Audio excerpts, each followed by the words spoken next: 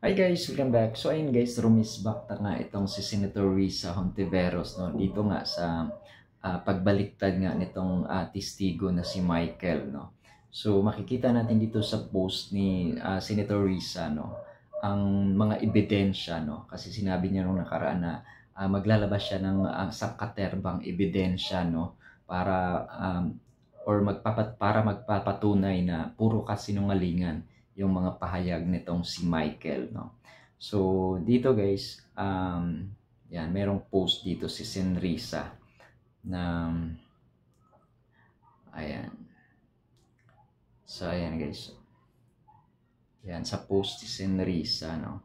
So sabi dito, sabi ko last week sangkaterba ang ebidensya na nagpapatunay na kasinungalingan yung kumakalat na video kamakailan ni Michael. So narito ang mga resibo no. So pag bisitahin niyo yung Facebook ni Senator Risa no, nakikita niyo doon part 1 hanggang part 5 no. So yan no. Sabi niya dito, sa part 1 siya ang unang lumapit sa opisina ko at nagsabing inabuso at sinaktan siya sa loob ng KOJC. So part 2, sabi siya ang kusa na naglagay ng pangalan ng mga Duterte sa affidavit niya. Okay, part 3, siya ang humingi ng financial assistance pero tinanggihan ng opisina ko because we don't do that. No? Part 4 naman, siya ang nagsabi na inuudyok siyang i-recant ang testimonya niya sa Senado. O, di ba? So, ang part 5 naman, siya ang humingi ng tulong kasi kinidnap umano siya ng taga KOJC. No? So, sabi dito, we will not let this lies slide. We will fight back. Hindi nila mapipigilan ang katotohanan. No? So, di ba? Gagawin nila lahat no para lang pumanig at pasinungalingan yung mga naunang pahayag ni Michael. So, eto guys, meron ditong ito. Quote, help me. Ito. Itong video niya. Kinidnap ako. Michael was the one frantically messaging my staff. Sabi niya, quote, help me. Kinidnap ako. At tinatakot ako ng kingdom. Yan ang totoong modus nila. Michael also claims that I threatened him. Ngayon po ay inahanap at tinatakot ako ni Senrisa. Yet, on June 22 and 23, 2025, just this month, just last week, Michael was the one frantically messaging my staff. Sabi niya, quote, help me, kinidnap ako. At tinatakot ako ng kingdom. Dito ako kinulong sa Glory Mountain. Send rescue now. Close quote. We took his messages seriously. We forwarded them to the PNP in Davao for immediate action. At noong kumikilos na ang PNP, biglang lumabas ang video. Bago pa iyan, nakailang mensahe na rin si Michael na hinaharas siya ng ilang hindi kilalang individual pagkatapos ng pagdinig sa Senado. Yan ang totoong modus nila. So, di ba? Grabe, di ba?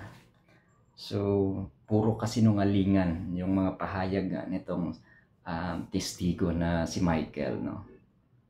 Nitong mga nakaraang araw, di ba? So, grabe talaga, no? Grabe talaga yung power ng pera, no? Di ba? So, syempre, pag tinatakot kang din naman, di ba? So, wala ka rin talagang magagawa, no? Kapag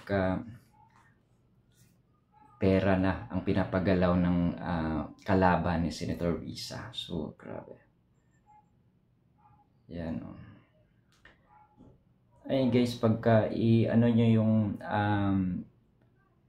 Facebook ng Senator Risa, makikita nyo po yun. So may mga link po doon. Pag i-click nyo yun, yun yung mga conversation nila. No? Bago pa man naging testigo itong si Michael. No? So, ayan. So may mga link po yan. No? Part 1, hanggang part 5. No? So, ayan. Pwede nyong i-check yan guys. No? So, grabe, diba? So, ganun sila. ganun sila, hindi sila patas lumaban, no? Grabe. Dapat grabe talaga, no? Ngayon kasi talagang totoo nga yung inaano nila na yung tama ngayon pinipilit nilang ginagawang mali at ang mali ginagawa nilang tama. Diba? So dahil sa kasakiman, kagahaman nila, no?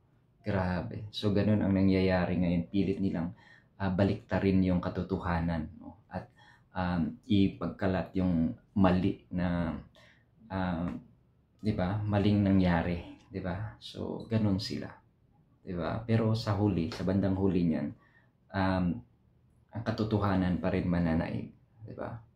So grabe talaga, no? Kaya puro kasinungalingan yung mga pahayag nitong si Michael nitong mga nakaraan. Kaya wag agad maniwala dun sa testigo na yon, di ba? Na yung mga sinabi niya, no? Na binayaran siya ni Senator Risa Hontiveros, no? So parang may walang kakayanan, no, si Senator Risa para magbayad sa kanya. Grabe, milyon. So grabe, no? Sino ba ang may kakayanan yan, no? So yung taga-kabila lang, di ba? So grabe talaga sila gumawa, no? So yun lang guys, no? Maraming salamat po, no? At least na ano natin ngayon, no? Na puro kasinungalingan lang yan, di ba? So yun yung respect ni Senator Risa, no? Sangkaterba nga naman talaga, no? Ang ebidensya, no? Kaya yun, akala ng taga-kabila naka-score na sila, no? Akala nila walang resibo, di ba? So grabe talaga itong mga DDS. Kasi yung mga DDS, ang bilis pa naman agad maniwala, no, sa mga ganito. So akala nila nakaponto na sila, di ba? So maling-mali, no?